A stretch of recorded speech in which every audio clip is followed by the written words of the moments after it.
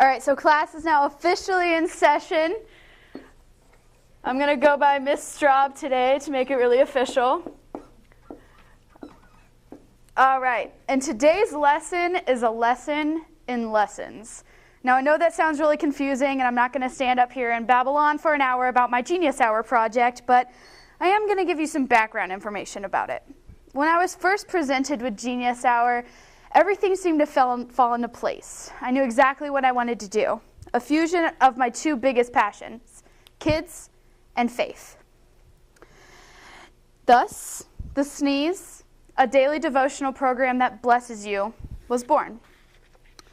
Now, although this project didn't finish as successfully as I wanted it to, my future career as a teacher has definitely been solidified. I've always loved kids, and teaching them is a blessing. But that leads to an important question. What is a teacher? The dictionary defines teacher as one who causes or helps someone learn about a subject by giving lessons. In this definition, did you hear anything about school or class or education? No. That's because a teacher helps kids learn more about themselves and life than about fractions and, no offense, writing skills. But how can you teach something you haven't learned for yourself? So today, all of us together are going to learn how we can first teach others by teaching ourselves. I first experimented with this odd combination of passions when I taught Sunday school to first graders at church. I was only a freshman when I started, but throughout the 2 years and over 100 lessons that I taught, I learned a valuable lesson for my future self. I cannot teach something I have not yet learned myself. I was not in a place in my own faith to teach these kids how to build their own. And for those of you who aren't religious, let's equate this to riding a bike. If I tried to teach somebody how to ride a bike, not myself knowing any idea how to ride a bike, what would happen? Well, I would be responsible for misteaching them and allowing them to crash. So through the Sneeze, I tried to teach kids to do a daily devotional program, an activity that not only requires dedication, but time management. Now, I knew all about the dedication part. This project was the topic of conversation with every single person I ran into over the time of doing it. But time management, that was another story. I had not yet passed that test, so how could I teach others to do it? So that leads us to a question. Who can teach us? And what does it mean to be a teacher? So when I posed this question myself, I thought through all the teachers that I had been blessed and cursed with through my schooling career. And a very close second behind the best teacher I've ever had in my entire life, my beautiful mother, who taught me preschool, was Miss Habig. And I don't mean to embarrass her, but this woman taught me more, not only how to be a great teacher, but an even better person. And I have no doubt that when I move on from high school and start teaching for myself, and I come to a crossroads in my career, I'll just close my eyes and think WWHD. What would Habig do? The way she relates to each one of her students and has a unique connection with all of us is mind-blowing.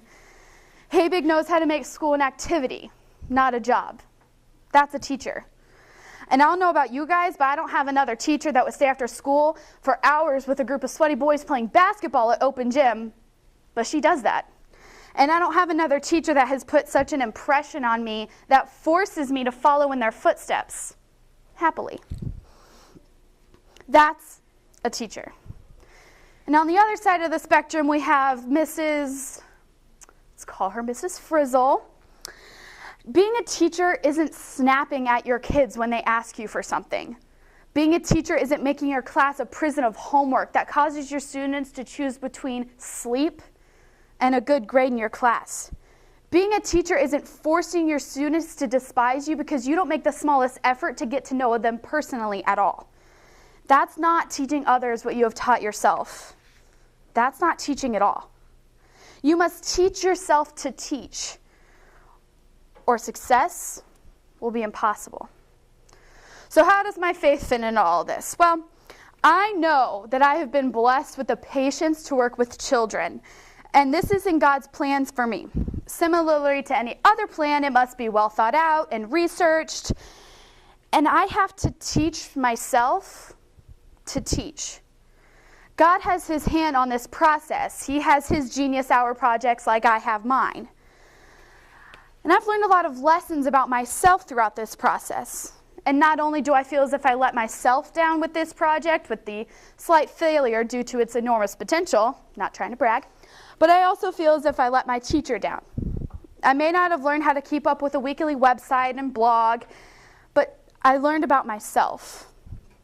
Teaching is a very hard concept to grasp. It's a profession that chooses you, not the other way around. School, education, course standards, they don't teach you to teach others. That comes from learning life for yourself. Without this project, I don't know where I would stand today. I don't know where I would stand looking at my future. I know I wouldn't be standing here giving you this talk today. And I wouldn't know that this is the entire thing that I need to dedicate my life to.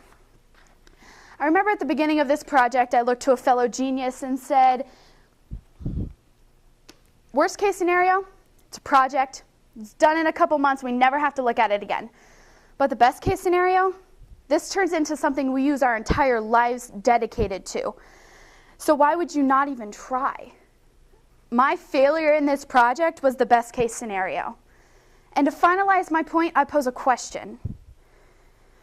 How can making errors and mistakes in life allow you to better teach it to others? Learning about the complications and craziness of life gives you the ability to teach others about it.